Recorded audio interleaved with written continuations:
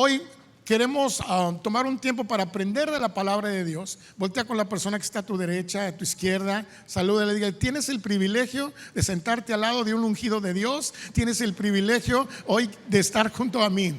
Dile: antes de que tú llegaras yo era el más guapo, así es que dale gracias a Dios. Dios es bueno, amén.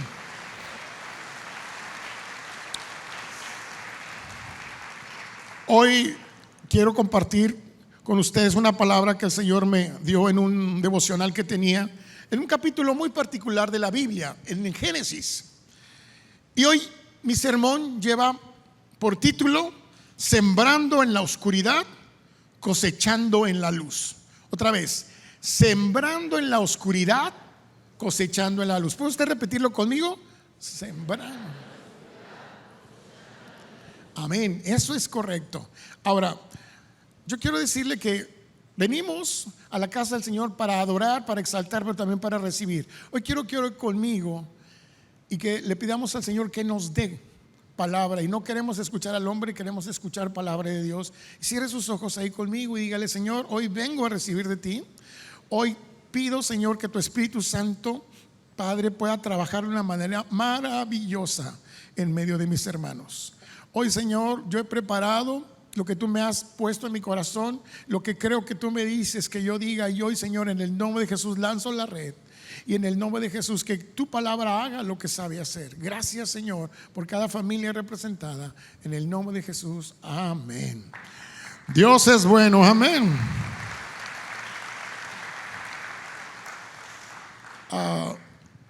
Quiero que usted y yo pensemos en esta frase: sembrando en la oscuridad, cosechando en la luz. Esto me recuerda mucho que una vez estuve en un lugar de Guanajuato, muy de madrugada, teníamos un retiro, y salí al campo. Y cuando salí al campo vi a una persona, un anciano, vestido de un hombre que siembra. No tenía yunta, no tenía arado, pero él tenía un morralito, y que agarraba ese morralito y sembraba en la tierra, un surco que él ya había hecho, y sembraba y sembraba. Era de noche, estaba sembrando en la oscuridad. Y yo decía: ¿cómo puedes sembrar en la oscuridad? Es que no ve a lo mejor donde siembra. Y yo, como era citadino, no sabía por qué lo hacía, pero me puse a pensar algo maravilloso. Él siembra en la oscuridad, y después de todo, cuando el fruto o la semilla va creciendo, germina en la oscuridad, no germina en la luz. Estalla la semilla y va germinando en la oscuridad hasta que se asoma de pronto a la tierra una plantita. Y esa plantita recibe luz, y ahí viene el efecto de la clorofila y hace que vaya creciendo, creciendo, creciendo ese fruto de esa semilla. Pero se siembra en la oscuridad para que se coseche en la luz.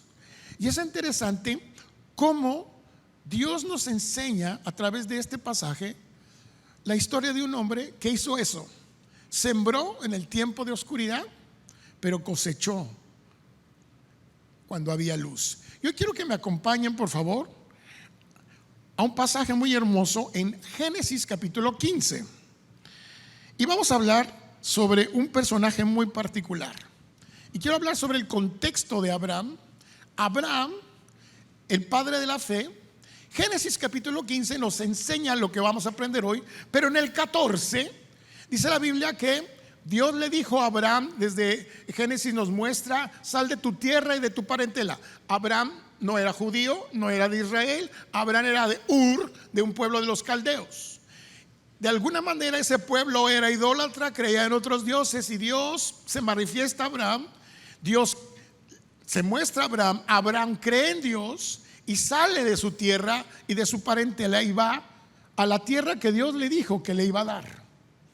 Y estuvo mucho tiempo caminando, pero no veía que la tierra era de él. Solo pagaba impuestos para habitar en la tierra, pero iba de un lugar a otro, era nómada. Dice la Biblia que en ese proceso Dios le dio bendición con todo lo que es frutos, camellos, carneros, ovejas, etcétera. Pero dice que pronto tenía un sobrino llamado Lot, Y el sobrino Lot, que de alguna manera es el familiar más cercano, Abraham no tenía hijos y era muy grande de edad, muy grande, pero muy grande de edad.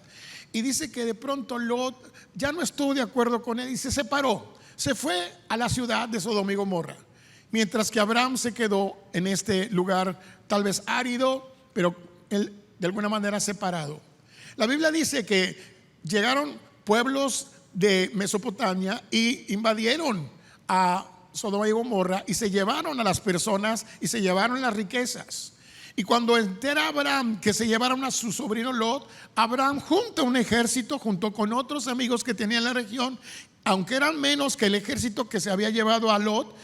Dice la Biblia que Abraham va hacia donde está su sobrino capturado, pelea y lo rescata, recupera todo lo perdido y se lo trae. Él rescata a su sobrino y rescata toda esa situación. Dice la Biblia que él, en este proceso de rescate, Dios lo guarda, pero de pronto se encuentra con un sacerdote llamado, o un rey, Melquisedec. Melquisedec es rey de paz, un símbolo típico de Jesús. Y ese rey de paz tiene un encuentro con Abraham. Abraham decide darle un diezmo, darle una ofrenda y hace un pacto en este momento con este rey. Y después la Biblia del 14 pasa al 15. Y este es el contexto de la historia de Abraham. Y aquí tenemos a Abraham acabando de hacer esto. Y miren lo que dice, si me acompaña, vamos a leer juntos. La Biblia dice 15, Génesis 15, versículo 1. Tiempo después, el Señor le habló a Abraham en una visión y le dijo: no temas, Abraham, porque yo te protegeré y tu recompensa será grande. Qué interesante que la Biblia dice tiempo después el Señor le habló a Abraham, no solamente a través de una tabla, no le habló directo, dice a través de una visión. Es la manera en que Dios hablaba a las personas. Abraham sabía escuchar a Dios, pero aquí le habla a Dios a través de una visión. Y sabía Dios de dónde había estado Abraham, qué había hecho. Y lo primero que sabe Dios de ti es lo que tú no quieres que sepa. Y lo que Dios quiso expresarle a Abraham por primera cosa, le dice: no temas. ¿Y sabe por qué? Porque Abraham seguramente, junto con nosotros, muchas de las veces lo primero que tenemos es temor. Cuando estamos en una forma de caminando en la vida, nos da temor. Hay 365 veces en la Biblia la palabra no temas. Y lo primero que Dios le dice a Abraham es: no temas. No temas, Abraham.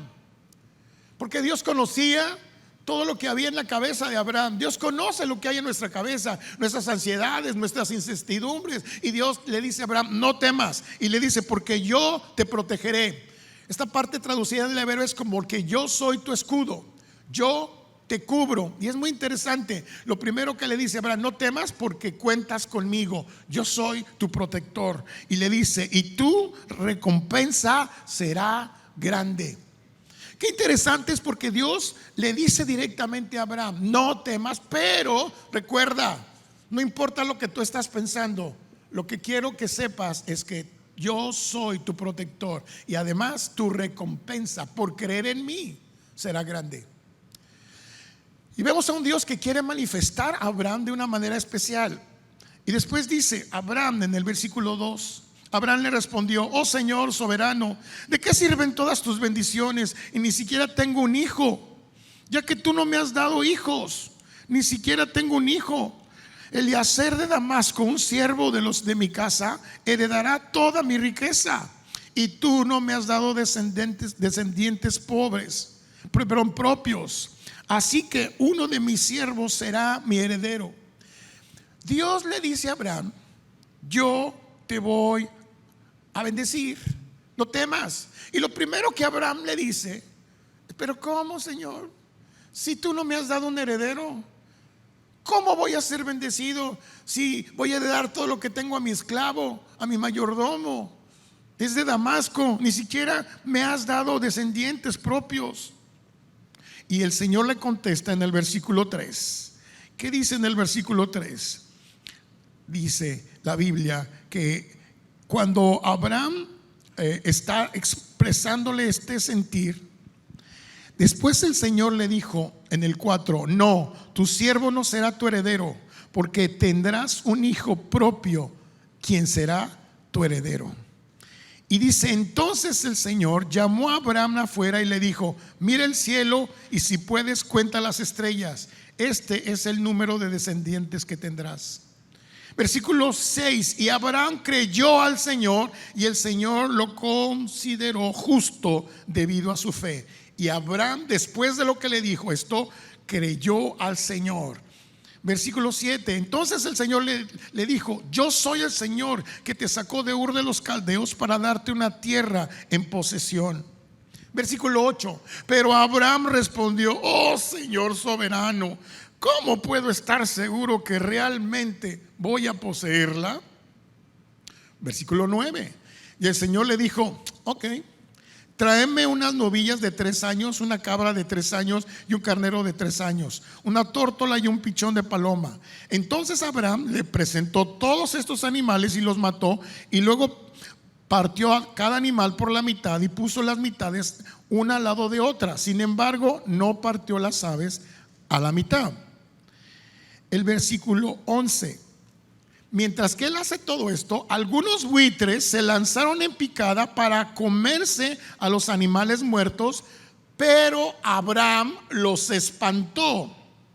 Versículo 12, al ponerse el sol, Abraham se durmió profundamente y descendió sobre él una oscuridad aterradora.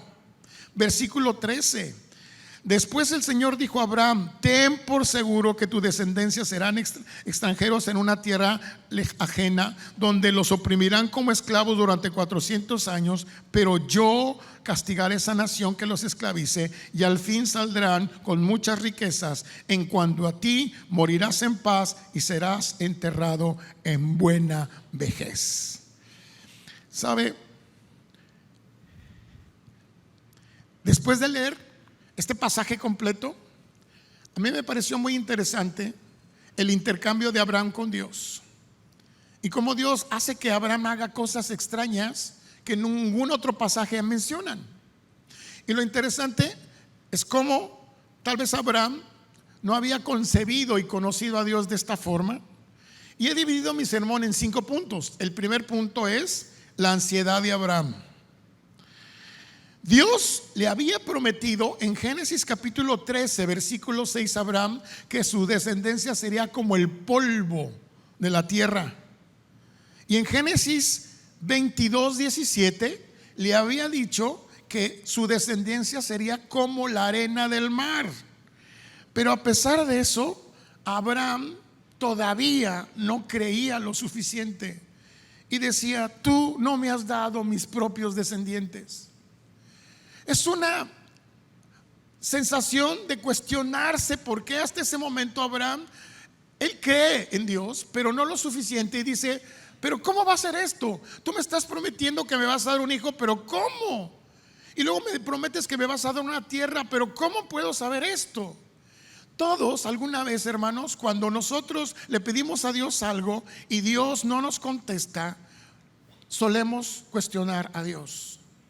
Y solemos pedirle a Dios que Él haga las cosas como nosotros queremos que las hagan, porque pensamos que es la manera correcta. Y a veces tenemos una incertidumbre. ¿Por qué si yo te oro? ¿Por qué si te ayuno? ¿Por qué si veo la Biblia? ¿Por qué si diezmo? ¿Por qué si me porto bien me va esto o pasa esto? ¿Por qué no me has contestado el de la oración? ¿Por qué no me has sanado? ¿Por qué no me ha subsanado esa deuda? ¿Por qué no ha convertido mis hijos a Dios? ¿Por qué mi suegra sigue viviendo en mi casa? ¿Por qué? ¿Por qué todavía? Y de pronto te cuestionas muchas cosas. Y esas situaciones pasó por Abraham igual. Se cuestionó directamente con Dios y le dijo, ¿cómo va a hacer eso, Señor? Es válido, se vale cuestionar a Dios, porque nosotros no sabemos del pensamiento de Dios. Pero lo triste es cuando tú quieres que Dios haga lo que tú quieres que haga. A Dios nadie le dice qué hacer. Nadie le hace manita de puerco a Dios. Él es el Rey soberano y hace lo que Él quiere. El problema es cuando yo quiero que Él haga lo que yo quiero, como Él le digo que Él haga, y me enojo, hago berrinche cuando las cosas no son como yo quiero, y porque no salieron como yo dije. Y es que yo te pedí esto, y me diste esto, te pedí un transporte y me diste un bocho, yo te pedí trabajo y me diste de albañil. Todos nos molestamos de pronto porque las cosas a veces no salen como lo mismo pasó con Abraham. Estaba molesto porque parecía que su vida no tenía un sentido. Dios lo sacó y dice que va a ser su descendencia, pero pues el cuate ya está grande y no tiene hijos. Ya estaba muy grande. Y yo creo que aquí hay más jóvenes que Abraham. Y a veces nos desesperamos porque no vemos que las cosas van como pensamos. Punto número 2. Después de esa zozobra, Dios le muestra las promesas a Abraham. Y en esas promesas Dios le dice: ¿sabes? Fíjate, así como son las estrellas del cielo, así serán tus descendientes. Esto tendrás. Y yo creo que esto era de noche, porque ¿cómo podía ver Abraham las estrellas de día? Estando en la noche, Dios lo saca y le dice: mira, cuenta las estrellas. Y veo a Abraham así, a ver, 1, 2, 3, 4, 5, otra vez, 1, 2, 3. Hermano, ¿cuántas estrellas hay? Abraham no pudo contarlas, pero le dijo: ¿sabes una de las cosas que quiero? Que creas. Cree, porque al que cree todo le es posible. Tu descendencia, mi promesa es para ti.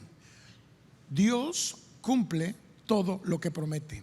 Dios nunca da un dulcecito para que te entretengas. Dios no te da medias las cosas. Él es un Dios perfecto, bueno, grande y soberano, que cuando Él promete algo lo cumple, y cuando quiere, como quiere y en donde quiere. Así es nuestro Dios. Abraham creyó al Señor, dice, después que mira el cielo y le enseña todo, dice, y Abraham creyó al Señor. Lo pongo con letras rojas en mis apuntes: Abraham creyó al Señor. Esta es la primera vez que dice Abraham creyó al Señor, y el Señor consideró justo debido a su fe. Tal vez Abraham había tenido muchas preguntas y muchas situaciones en su cabeza como tú y yo, pero por primera vez estaba en oscuro, era viejo, no tenía tierra, rentaba. Pero Dios le dijo que va a ser su descendencia muy grande y que va a ser bendecido. Entonces él no se dejó guiar por lo que ve, por lo que siente, por lo que otros le dicen. Se dejó guiar por lo que Dios dice, por su fe. Y él creyó en el Señor. Y esa credibilidad habla de fundamentar. No importa cómo vea, no importa lo que sienta, importa lo que crea.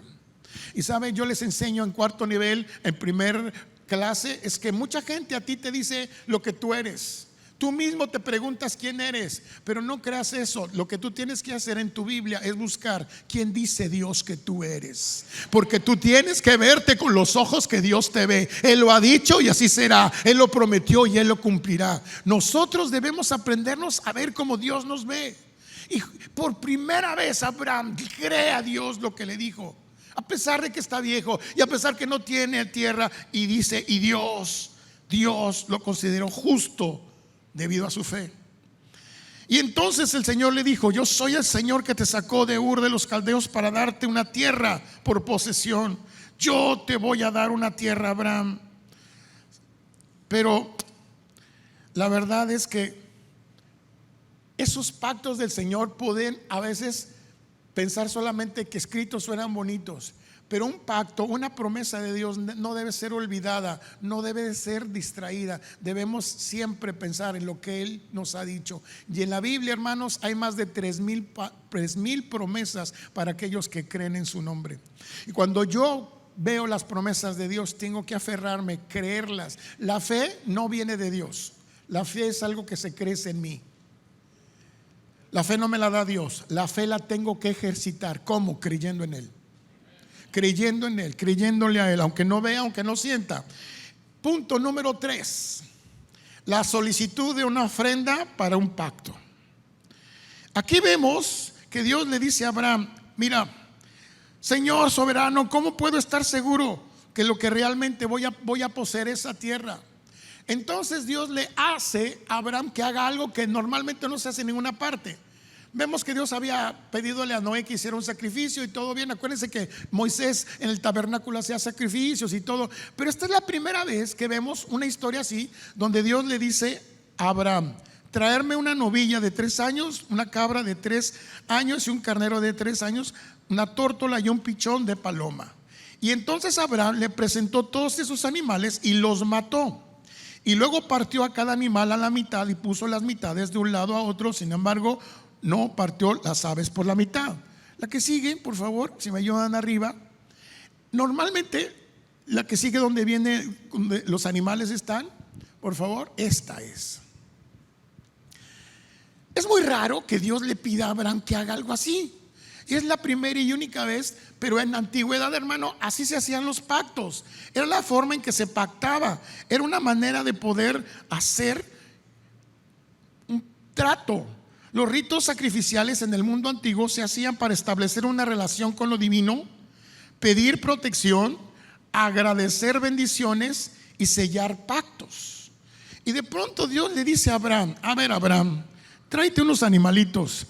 Y como yo no traje pues muchos animalitos, no tengo borregas ni cabras, pues quise traer pues unos peluches, hermano, que son lo más práctico, para que usted me entienda. Y dice la Biblia que agarró un animales, no lo partió así que le cortó la cabeza, sino los partió transversalmente y puso la mitad de uno de este lado y la mitad del otro. Puso acá la ofrenda, y bueno, este es un tigre también, lo puso aquí. Agarró otro animal, lo mató y lo puso aquí la mitad. Otro también aquí le asalté a los peluches de mis hijas, y no son palomas, pero es un delfín chiquito, y haga de cuenta que aquí lo puso. Dios le dice a Abraham: haz este sacrificio y hazlo. De un lado se partía la mitad del animal de un lado y la mitad del otro. Y quiero que me acompañe un varón. A ver, ven, brothercito, ven tantito, bien rápido. Tú, brother, tú, eso. El que está volteando para el otro lado, tú, mero, ven. Quiero que usted vea que en la antigüedad era un pacto. ¿Cómo te llamas? Iván, gracias, Iván. Iván y yo hacíamos un trato. Y el trato era, antiguamente, los hombres no se saludaban: hola, ¿cómo estás? Actualmente saludamos y cerramos un trato así. Los romanos se saludaban así. ¿Le digo algo? De una forma especial, no había todavía estos saludos. Y la manera en cómo cerrábamos un trato era: hay animales a un lado, hay animales al otro. Nosotros nos comprometíamos y hacíamos un pacto. Y caminábamos en el centro del pacto, y la idea es: el primero que falle del pacto va a morir como estos animales, y lo vamos a partir a la mitad. Esa era la manera de un pacto en la antigüedad, de tal manera que caminaban, y a través de este camino ellos pactaban. Había un pacto, un trato, y era de caballeros, era de hombres, era la manera en cómo se trataba los pactos. ¿Ok? Gracias, brother. Dios le dice a Abraham que haga esto, y Abraham cree pues que va a hacer algo Dios, y Abraham de pronto obedece. Pero la Biblia nos enseña más adelante que mientras Abraham está ahí, obedece. Yo me imagino, no es fácil, además de matar los animales, preparar la ofrenda, y uno aquí y otro acá, y embarrarte y todo. No dice: y sus siervos le ayudan. No, él me imagino que hizo toda la chamba, hermano. Es bien difícil. Y luego, no sé por qué, no lo entiende y no sabe por qué, pero obedece. La fe de Abraham. Si Dios lo dijo, él sabe. La fe no inocente, sino la fe consciente de Abraham. Hizo lo que Dios le dijo, y de pronto dijo: pues yo espero que va a pasar. Y la Biblia, punto número 4, nos dice que de pronto, cuando los buitres acechan, nos aferramos a la esperanza aún en la oscuridad. La Biblia dice en el verso 11 que algunos buitres se lanzaron en picada para comerse a los animales muertos. Algunos buitres se lanzaron en picada para comerse a los animales muertos. Pero, dice la Biblia, pero Abraham los espantó. Qué interesante escena. ¿Por qué la Biblia declara esto? Hermano, porque Abraham había tenido una tarea. Dios pudo espantar a los buitres, pero era chamba de Abraham. Abraham, cuando ve que vienen buitres a comerse, carroñeros, la ofrenda que Dios ha preparado para pacto, dice Abraham, que dice la Biblia que Abraham entonces los espantó. Uy, viejito y topo con el bastón, yo que andaba, no sé, pero los espantó. Dios no va a hacer lo que te toca a ti. Tú tienes que defender lo que Dios te dijo que tienes que hacer. Tienes que espantar a los buitres que de pronto aparecen en tu vida. Buitres que van a quererse comer la promesa que Dios te dio. Buitres que te van a distraer. Buitres que van a hacer de ti que de pronto, aunque no creas, tú pienses que son cosas malas. Pero sin saber, estos buitres, hermano, hay hermanos buitres también. Hay hermanos palomas, hay hermanos cuervos, pero hermanos buitres que están queriéndote robar el gozo, que están queriéndote robar la paz. Sí, también hay, pero lo que quiero que sepas es que esas personas buitres también son parte del plan de Dios.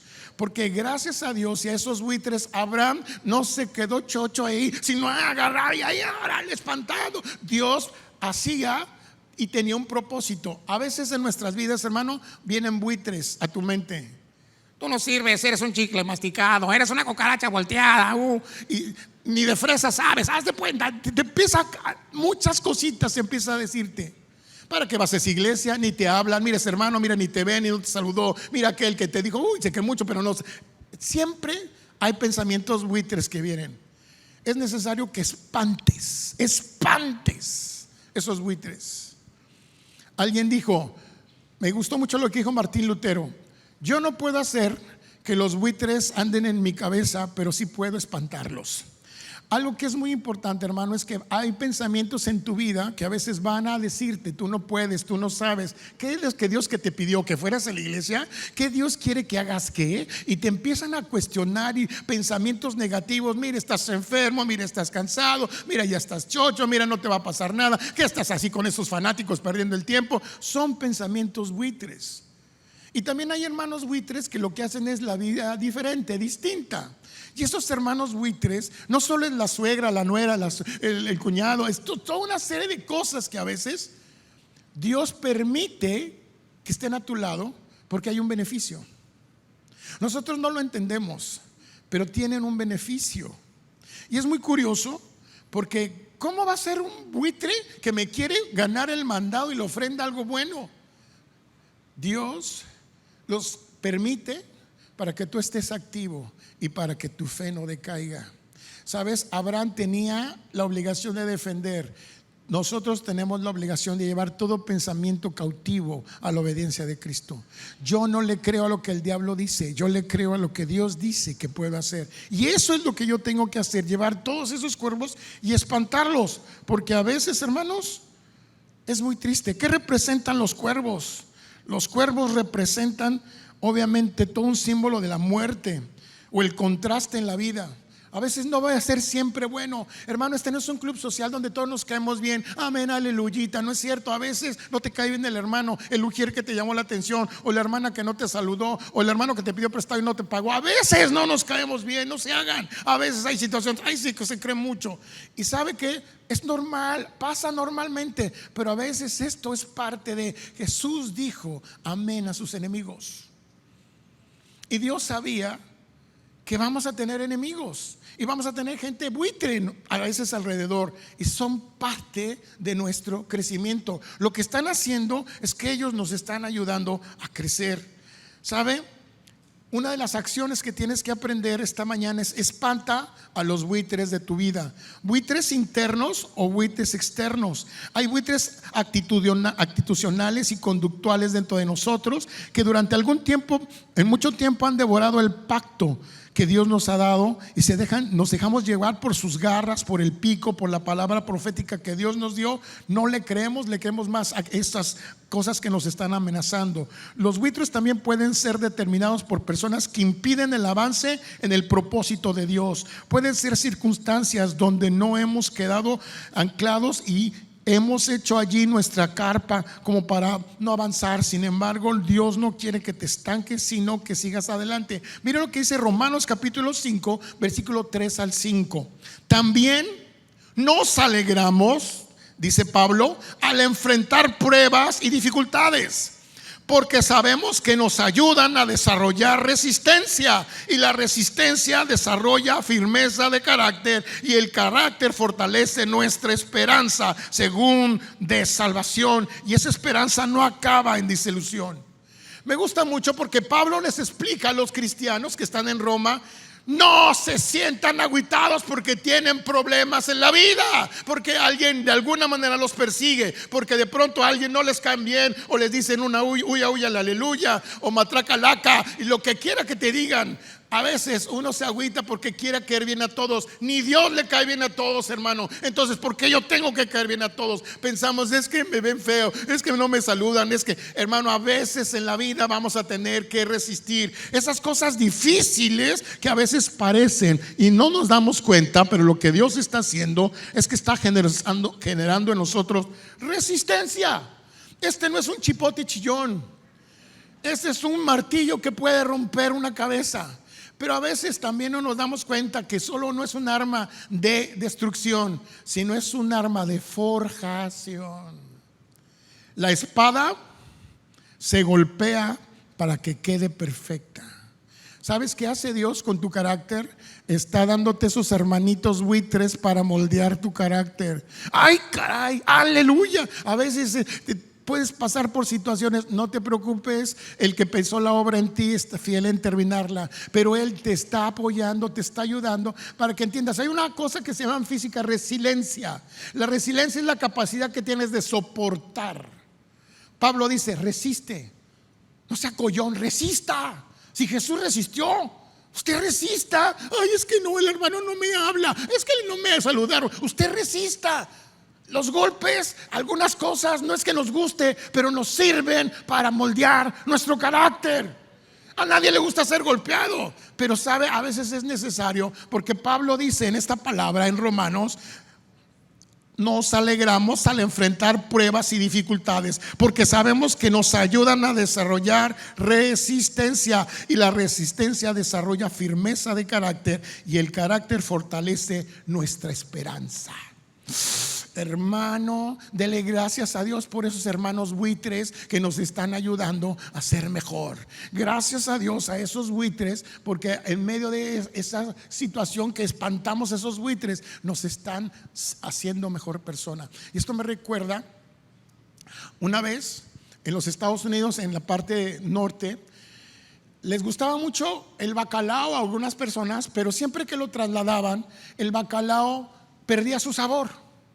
Y entonces agarraron un bacalao y dijeron: lo vamos a salar y que se lo coman allá. Y lo trasladaban, y cuando llegaba al lugar de destino ya sabía feo, no sabía igual el bacalao. Y dijeron: algo pasa, ya sé, vamos a traerlo vivo. Y entonces lo metieron en tanques, hermano, y lo trasladaron vivo. Pero se dieron cuenta cuando lo sacaron y se lo comían que su carne estaba aguada, que no sabía igual. Algo sucedía. ¿Por qué los de aquí no saben igual que los de allá en su estado natural? Y encontraron una solución. Había unos peces que eran enemigos del bacalao, que se llamaban bagres, que los correteaban y se los querían comer. Entonces dijeron: vamos a meter a los bacalaos en un tambo junto con los bagres. ¿Y qué pasó?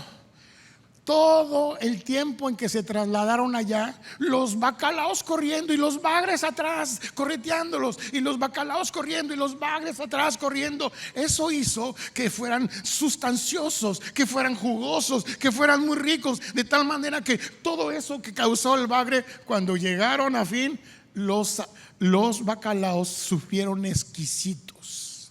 ¿Sabe por qué? Porque los bagres forzaron a que ellos supieran rico. A veces no es tu suegra, no es tu cuñado, no es tu hermano, no es tu primo, tu jefe, pero esos son bagres que Dios usa para que tú sepas lo que sabes y seas lo que tú seas. Hoy podemos saber que Dios usa esos bagres también. La Biblia dice que también, mientras Abraham espantaba, dice la Biblia, que en el versículo 12, al ponerse el sol, o sea, cuando ya eran como las 6, Abraham se durmió profundamente y descendió sobre él una oscuridad aterradora. Se durmió, hermano. Abraham se durmió. Le dio el bajón. Y no era el mal de puerco, porque no dice que comió, ni el de jabalí. Simplemente ya era grande el Señor.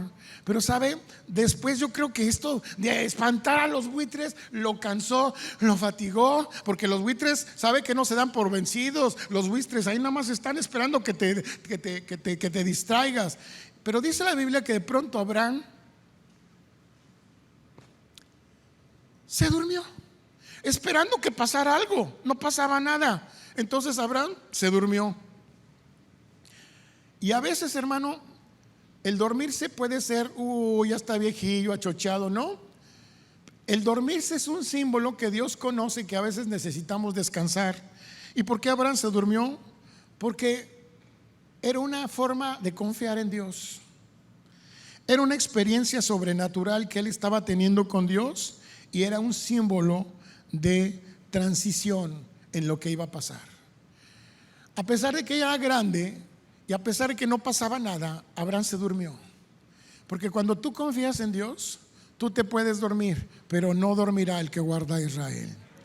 Tú puedes descansar, pero el Señor seguirá trabajando. Esto me recuerda algo. Tú le pides a Dios y tú te duermes. Y aunque te duermas, no importa que te duermas, Dios sigue trabajando en lo que te dijo que iba a trabajar. Dios no toma vacaciones, Dios no se va de paseo, Dios no se va a la otra parte. Dios no es un Dios que se le olvidan las cosas. Es un Dios verdadero que cumple lo que dice y lo que dijo que va a hacer, lo va a hacer. Increíble, pero a veces pensamos que a Dios se le olvida lo que nosotros le pedimos. ¿Hay alguien que le pueda decir Dios qué hacer? ¿Hay alguien que le pueda recordar a Dios qué hacer? Nadie. Somos bien chistosos porque creemos que Dios va a hacer lo que le pedimos. No, Dios hace lo que Él quiere, como Él quiere y cuando Él quiere, con quien quiere. Y sabe, hay cosas que Dios le ha dado que aún usted ni se las ha pedido y se las da. A veces pensamos que Dios se le olvidan las cosas, ¿no? Tú puedes dormir confiado, sabiendo que Dios está trabajando en lo que Él te dijo que iba a trabajar. Esto me habla de una confianza que tenemos que tener en Dios. En paz me acostaré y asimismo dormiré, porque solo tú, Señor, me haces vivir confiado. Yo puedo confiar en Dios, que Él trabaja por mí, que Dios hace las cosas por mí. Algo que me gusta mucho es que a veces comparamos a Dios con el sol. Creemos que el sol se apaga o el sol se tapa o el sol no sale. Escuchen esto, el sol siempre sale. El sol siempre sale. Se pueden poner las nubes, nos pueden opacar el sol, pero el sol siempre sale. Nunca el sol ha dejado de salir. La bendición de Dios jamás se termina. A veces pueden venir nubes y te tapan circunstancias y tú crees Dios ya no está contigo, o viene la suegra a tu casa, o viene tu cuñado, o viene tu amigo, tu jefe te despide y piensas esas nubes, ya Dios no está conmigo. No te preocupes, Dios siempre está para los hijos que Él ama. Él hace salir el sol para buenos y hace salir el sol para malos. Así es nuestro Dios, Él no duerme. Yo puedo confiar en sus promesas, puedo confiar que aún yo estoy dormido, aunque yo no vea, Dios está trabajando. Aunque no pueda ver, está sobrando. Aunque no pueda ver, está sobrando. Aunque yo esté dormido, tú estás sobrando. A mí me gusta mucho cuando les dice Dios, un rabino les enseñó a los judíos. ¿Sabe por qué Dios les dijo que se quedaran quietos el sábado? Porque Dios les dijo: no hagas el sábado, no agarres tu burro, no hagas tu comida, no hagas un trabajo, descansa, no hagas nada. ¿Sabe para qué? Para demostrarles que tú puedes dejar de hacer las cosas y aún así, cuando tú vengas el domingo, las cosas siguen trabajando. No importa, Dios no te ocupa a ti para hacer lo que Él sabe hacer. Dios hace siempre lo que tiene que hacer. Y Dios nos enseña: tienes que descansar en mí. No descanses en tus fuerzas, no descanses en lo que tú crees, en tus capacidades. Descansa en el Señor. Y eso es lo que pasó con Abraham. Abraham durmió. Y cuando está dormido, dice la Biblia que viene una oscuridad. Hermano, a veces la oscuridad viene en nuestras vidas y la oscuridad pasa por momentos difíciles, esa enfermedad, esas situaciones que pasan en la vida. Es malo cuando nos enseñan el cristiano es arriba, ribotota y victoria, victoria, victoria. No es comercial de cerveza, pero pura victoria, victoria. A ver, hermano, espérese. Eso no es cierto, es una falacia. En la vida dice la Biblia, tendréis aflicciones. Y esas aflicciones son parte del propósito de Dios para hacernos fuertes. Eso de que yo soy siempre victorioso, no es cierto. A veces está usted caído, no se haga. Y sabe que eso es normal. A Pablo lo golpeaban, a Pablo le apedreaban, Pablo se paraba, se sacudía y seguía para adelante. Hermano, es muy importante entender que esa oscuridad es pasajera. Dios está en la oscuridad. Aunque tú no puedas ver, Dios está ahí. La Biblia dice, Isaías 9:2, el pueblo que andaba en tinieblas ha visto gran luz. A los que habitaban en tierra de sombras de muerte, la luz ha resplandecido sobre ellos. ¿Y sabe qué me gusta mucho? Que aunque había una oscuridad, que aparentemente esa oscuridad, el miedo, una oscuridad tenebrosa, y podemos pensar, pobre Abraham, además de soñoliento, se le fue la luz, oscuro. Imagínense que aquí estamos y de pronto se vaya la luz. Todos, no nos gusta la oscuridad. Pero escuche lo que le digo, en la oscuridad Dios está trabajando también. Y a veces es como en un túnel. Tú pasas tantito el túnel y está oscuro, oscuro, oscuro. No te preocupes, vamos avanzando. Pero está oscuro, no te preocupes, vamos avanzando. Pero está oscuro. Llegará el momento cuando tú veas la luz y entiendas que había un propósito. ¿Y sabe qué me gusta? Que el momento más oscuro del día o de la noche es exactamente antes de amanecer. A veces tu situación más difícil y más oscura es que Dios le está permitiendo, porque el Señor amanecerá sobre ti. La gloria de Jehová resplandecerá sobre ti y tú verás la gloria de Dios en esa oscuridad. Lo que tú siembras en la oscuridad, lo cosecharás en la luz. Es muy importante nuestra actitud en la oscuridad. Yo me puedo quejar, puedo temer, puedo achocharme, puedo hacer una quejabanza en vez de alabanza. Pues sí, todo me sale mal. Yo era pequeño, tenía como unos 13 años y un hermano allá en la iglesita donde yo crecí, había un toldo que estaban apenas haciendo, construyendo. Y él dijo, hermanos, el diablo no me quiere, el diablo me trae de su cochinito siempre, me hacen las cosas malas, más difíciles, me han corrido del trabajo, todo me va mal. Y en ese momento Dios está de testigo que les estoy diciendo, el pedazo de tirol del techo se le cae al hermano. Y empieza a decir, ya ven hermanos, ya ven, hasta en el templo me va mal. Y yo decía, este hermanito, en vez de alabar a Dios y darle gloria por lo que Dios está haciendo, quéjate y quéjate y quéjate. Escucha, hermano, eso es cierto. Pero en nuestra boca tenemos el poder de la vida y de la muerte, dice la Biblia. Y tú declara por fe, aunque yo estoy en la oscuridad, yo siembro que soy luz. Y dice la Biblia, resplandece porque ha nacido sobre ti la luz. Y Jesús dijo, yo soy la luz del mundo y el que anda en mí no andará en tinieblas. Entonces yo puedo creer que aunque haya oscuridad, aunque esté un momento difícil, un momento tenebroso, truculento, lo que yo siembre en la oscuridad, recogeré en la luz. Abraham estaba oscuro, Abraham no tenía muchas cosas, Abraham estaba tal vez con una zozobra. ¿Qué va a pasar? ¿Qué va a hacer? Y mire cómo Dios le contesta. El punto siguiente nos habla de una maravillosa experiencia. Número 5, la antorcha ardiente en la oscuridad.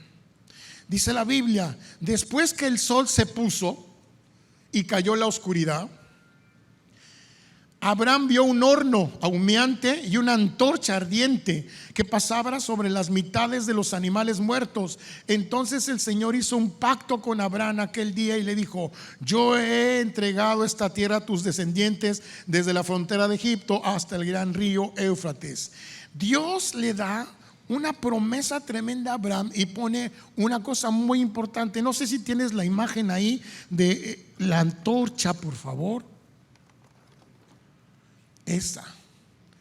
Mire, hermano, como yo no tenía antorcha, pues nomás traje una lamparita. Dice que entonces Abraham estaba esperando ¿Qué va a hacer, Señor, con ese sacrificio? ¿Qué va a hacer con ese pacto? Esta palabra es profética, cristocéntrica. Dice la Biblia que en vez de que Dios agarrara a Abraham y los dos pasaran como yo pasé con mi hermano juntos y pactáramos, dice la Biblia que entonces un horno de fuego y una antorcha pasaron por en medio del pacto. ¿Sabe qué significa eso, hermano? Eso qué significa que Dios no necesitó de Abraham.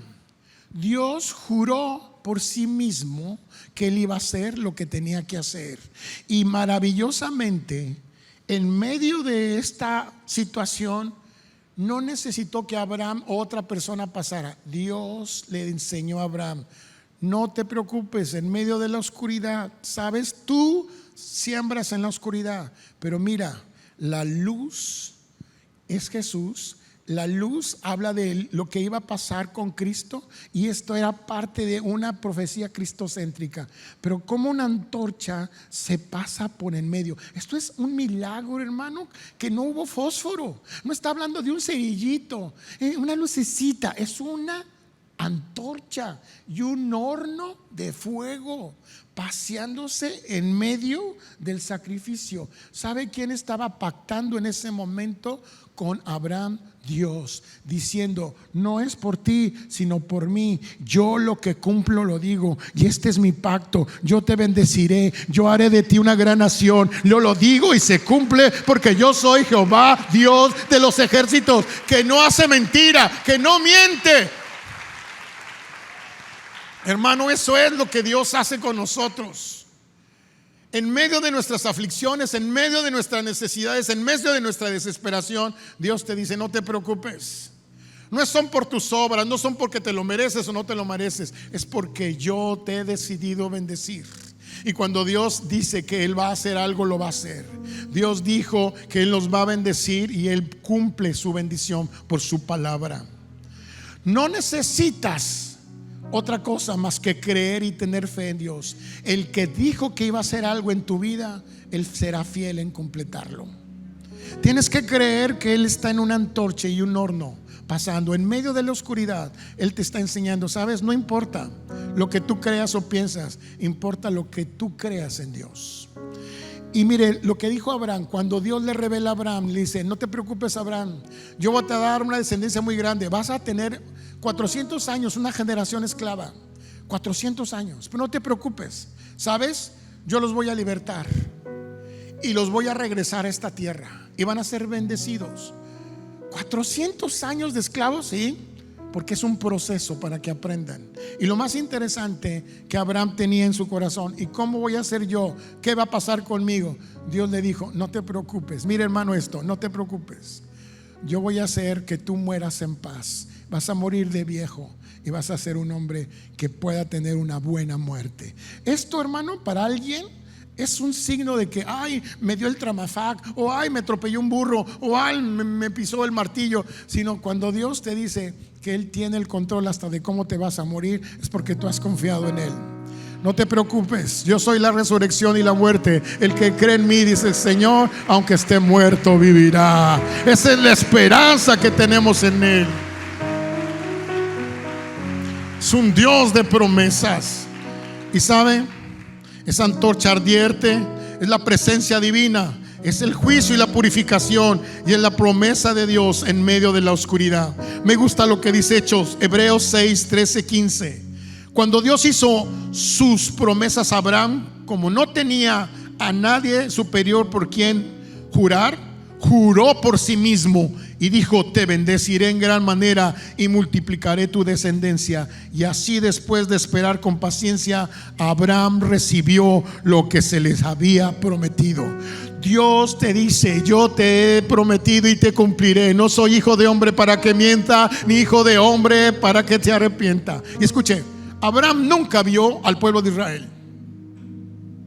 Abraham nunca vio la descendencia que Dios le prometió, pero él creyó. Y el Dios que te prometió, aunque tú mueras, Él va a cumplir lo que prometió en tu vida. tus generaciones, tu familia, tus hijos y los hijos de tus hijos. Es un Dios de promesas. Ese es nuestro Dios.